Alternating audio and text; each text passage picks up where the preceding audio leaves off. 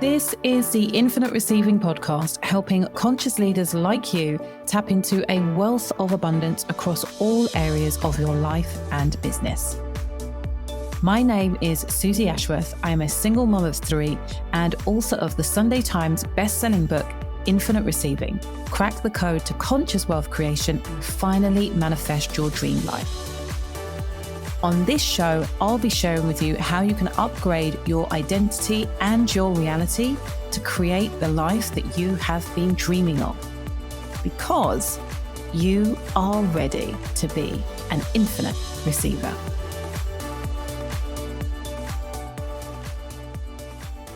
Hello, you gorgeous human being. It is Susie Ashworth here, and you are listening to the Infinite Receiving Podcast. And this episode is one for all of the coaches for sure that are out there. But actually, it's relevant for you if you have anybody who has a service-based business where you have contact with your clients and you have a contractual relationship with your clients. This is something that I have written about on social media a couple of times, and whenever I write about it, I get lots of DMs and comments on the post saying thank you so much for laying this out for me. So I wanted to do a podcast episode about it because it is really, really important. When I think about part of what the mission is over here at Q, it is to really work with and empower coaches to create businesses that change lives. So it's to really help you with your sales, with your marketing, with your coaching skills, with your business acumen. You need all of these things in order to create a really successful business. And when I say successful, at this moment in time, I am talking about the relationship that you have with your clients, like helping people to transform. Now, outside of that, of course, there is freedom. There is financial abundance, like making the money that you want to make so that you can live the life that it is that you want to live. There is delivery, like the way that you deliver your coaching. And I suppose that falls under freedom, but success is a big and wide term that I want to acknowledge, and it means something different to everybody. And there are parts of the business of coaching that really do remain static. And the business coaching relationship trifecta is one of those things.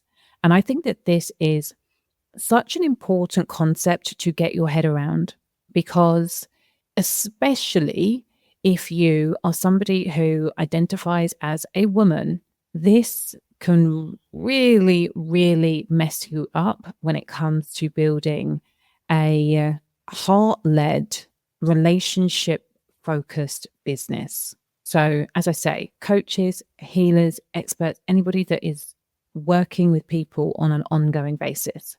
So when we look at this trifecta, it's a triangle. There are 3 different relationships that are all happening simultaneously when somebody comes into your world as a client. And at the top of the trifecta is your personal relationship with the individual. Now, this business, when you are working in close proximity, and when I say close proximity, I mean you're going beyond a course. Anywhere where there is a live aspect and you get to see somebody's face and they get to see your face, you, as the coach, are building relationships with these people. And they, of course, are building a relationship with you. The difference between a self-paced course is that whilst people might feel like you are building a relationship, they are building a relationship with you, there's less connection there for you because you're not seeing these people. You might not be getting to answer their questions. You're not getting a picture of who they are, seeing their struggles in real time in the same way as when you are working with them on a live course. And so you have this personal relationship, and the businesses that we have are personal. And one of the pillars of infinite receiving and one of my company values is the pillar of love. I love my clients, and the content that I create comes from a place of love. When I think about you listening to this now, whilst I don't think of you as a client, the energy that goes into the podcast is one of, how do I create something that is going to be really valuable? How do I create something that is going to shift perspective? What is it today that is going to enable me to connect this message with the heart and soul of the person who's on the other end of this microphone, listening to every single word that I say? Like, I care. And I think that this is really important because in my book, the more we care, the greater our content gets to be. If I am not bothered about the quality, if I am not bothered about my intention and what I am bringing to the table, for me, that impacts negatively the experience that my clients have on the other end. And I always want people to have the best experience. When I'm in the coaching container, and when you're in a coaching container and you're getting to hot seat with people, or maybe you're working with them one-to-one.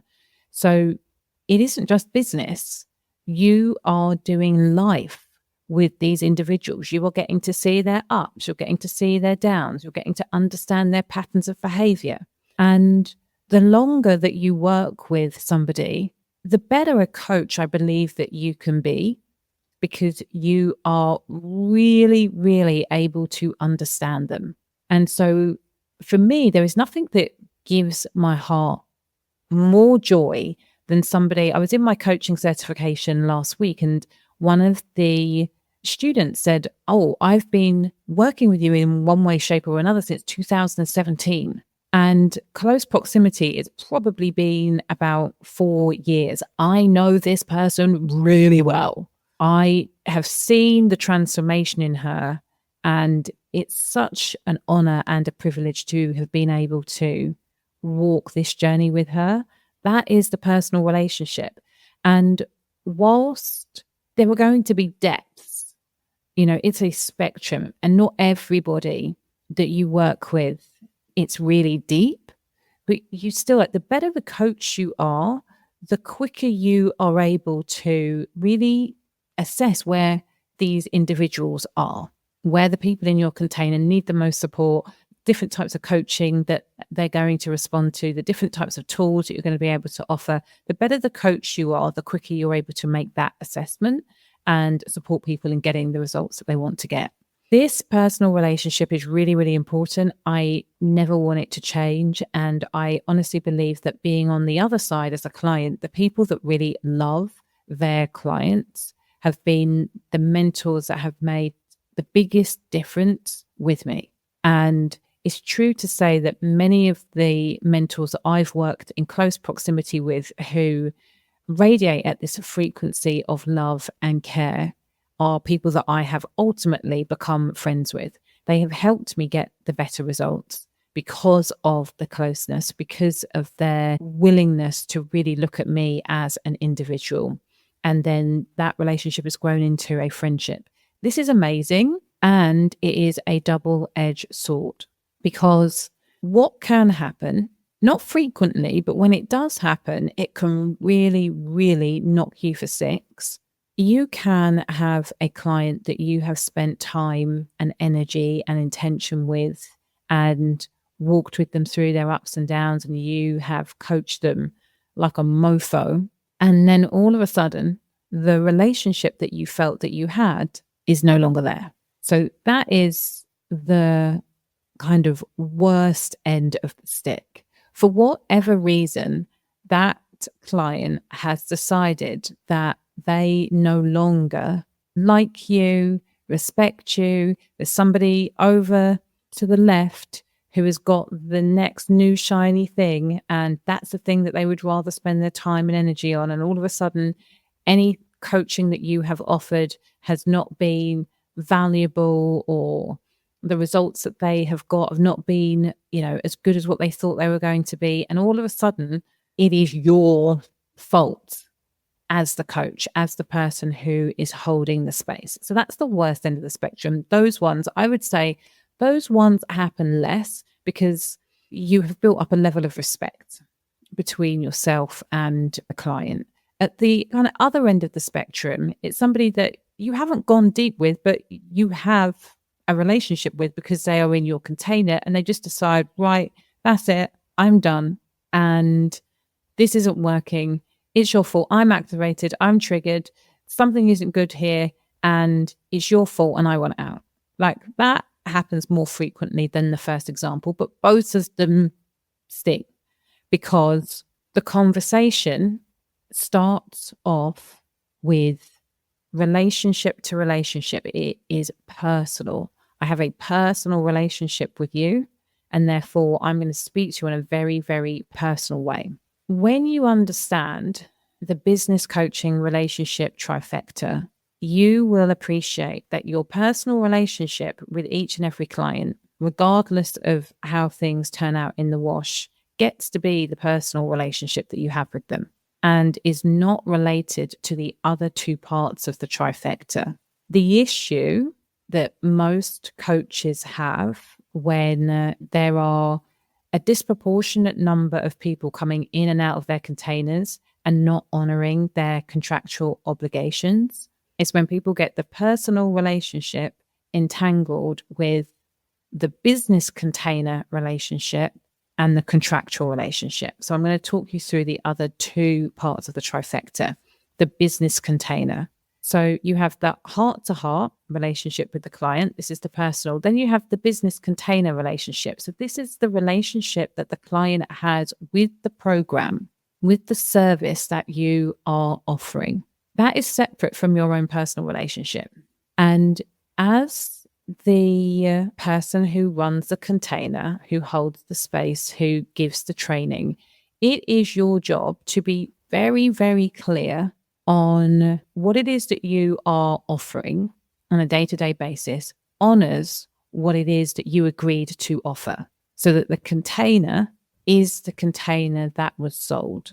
And it gets to be as black and white as that. Now, that doesn't mean that you can never change elements of a container. But if you're going to change elements of a container, you want to make sure that you are adding value and never taking it away. As human beings, we change. And if you are the type of person who's like really into what it is that you're doing, it's okay to respond to the needs of the collective. It's okay to respond to the needs of the individual that you're working with and say, this is what you were sold, but actually I see there being so much more benefit if we do it this way. What do you think? And sometimes it's not a what do you think? It's just, I am the boss. I want to add value in this way. And so this is how I am adding value. So this is the relationship that the client has with the business container. Now, sometimes a client will say, I want out of this business container.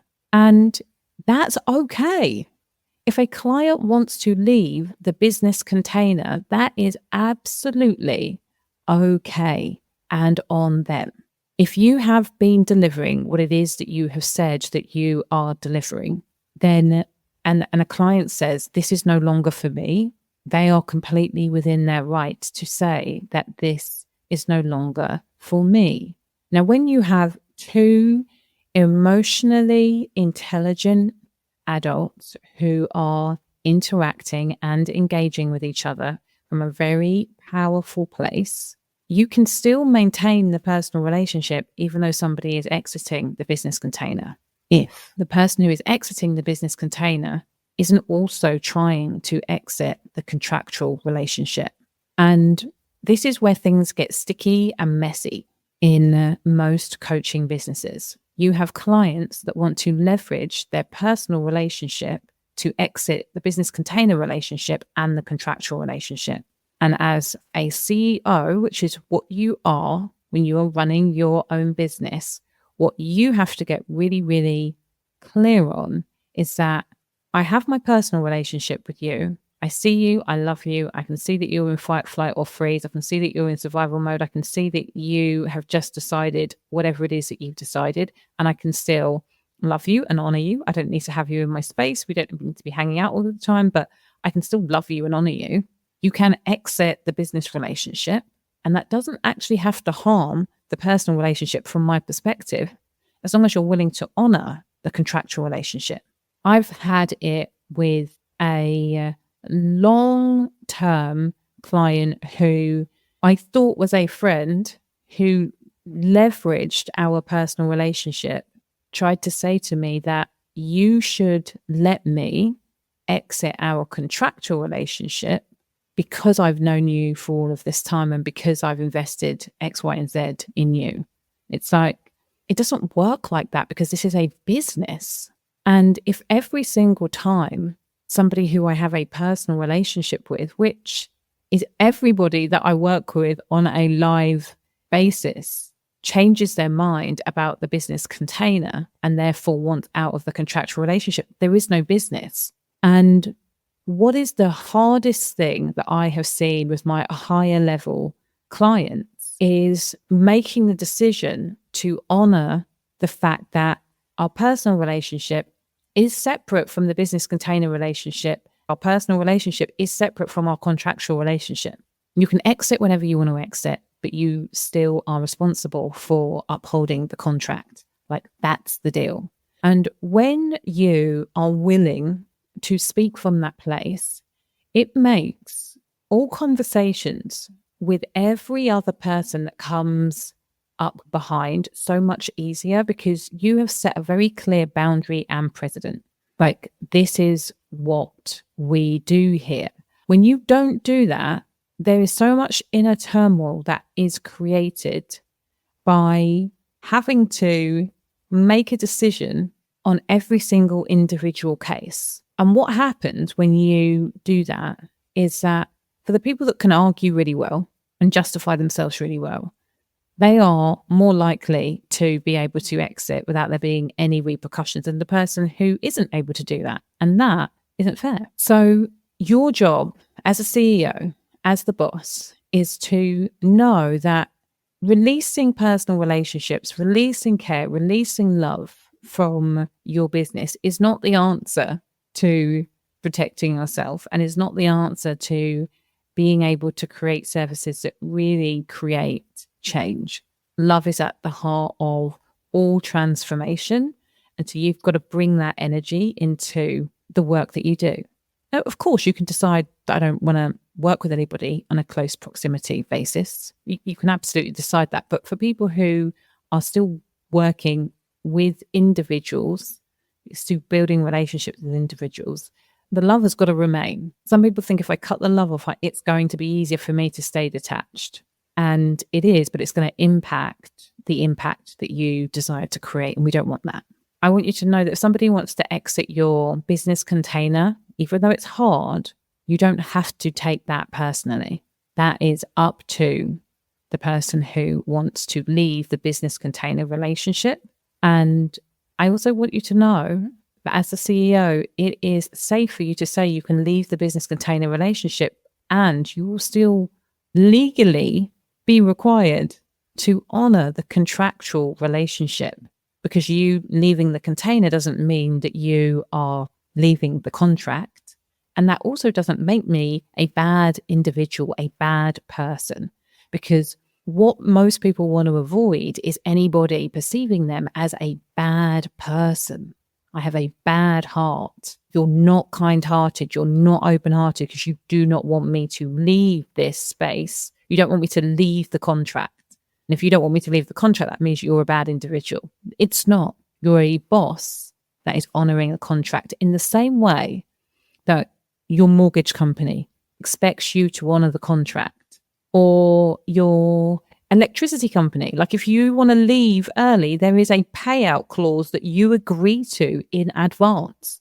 So if you are somebody that wants to be treated like an electricity company, you can put a payout clause. You can leave the business container, but you will owe 75% of what it is that you signed up for, or 50% of what it is that you signed up for. My real point is that whatever you have in your contractual agreement gets to be upheld, whether a person wants to participate or not. And that doesn't have to mean anything about you personally. And when you start operating from this place and create a standard for yourself and your team, this gets to be a really powerful precedent for you being able to run a scalable business. Because if you are unable to do that, it makes it really, really challenging for you to create the energetic capacity to bring more people in, because you will block that through being scared of disappointing people, or being scared of people judging you, being scared of people hating you, being scared of people saying that you are a bad human being because you want to uphold contracts. So this is like a business of coaching podcast today. I hope that you have found this super valuable. If you have, do me a favor. If you know any coaches at all, please share this episode with them and let me know what has come up for you. I'd be super interested. Just reach out to me on my Instagram, which is Suzy, SUZY_Ashworth. And in the meantime, please remember that faith plus action equals miracles. Thank you for listening to Infinite Receiving with me, Suzy Ashworth. I'd love to share with you my Infinite Receiving activation audio. Go to suzyashworth.com/activate infinite receiving.